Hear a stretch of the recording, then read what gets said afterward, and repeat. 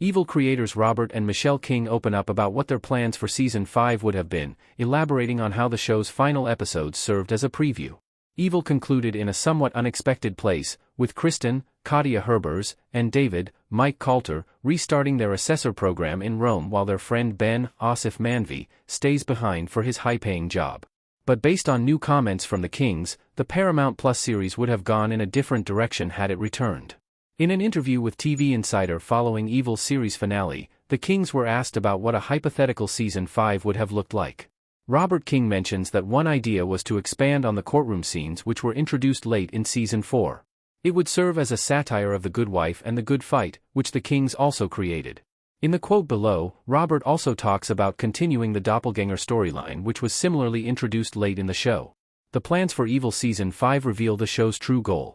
The supernatural horror was always more character-focused. Since the conclusion of Evil Season 4, there has been some commentary around the fact that the show wraps up without a definitive, climatic showdown between the forces of good and darkness. Everything is left mostly open-ended, albeit with a general sense that David, Kristen, and Ben are in a good place. But that conclusion has always been an accurate representation of the series and the fact that it is more character-focused than a mystery box or propulsive narrative.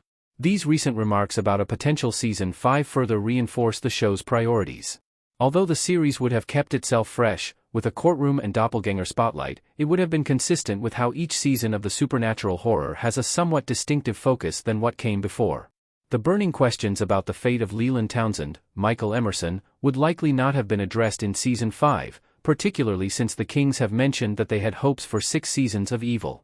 But the preview provided by the co-creators and married duo is intriguing in its own right. If the series could have brought in Good Wife stars like Christine Baranski, Matt Chutry, and Carrie Preston, then it would have made an Evil Season 5 well worth it on its own. But as it stands, the Kings have said they have no news to share about whether the Paramount Plus original will be renewed or picked up by a different platform. Evil Season 5 could easily pick up where the show left off. The story is primed for a continuation. The 4 additional episodes, which were ordered as a way of wrapping up the story, don't really alter much on a plot level. As a way of keeping David within the church, even if it's on the self-described lowest rung, he's allowed to reopen the assessor program in Rome.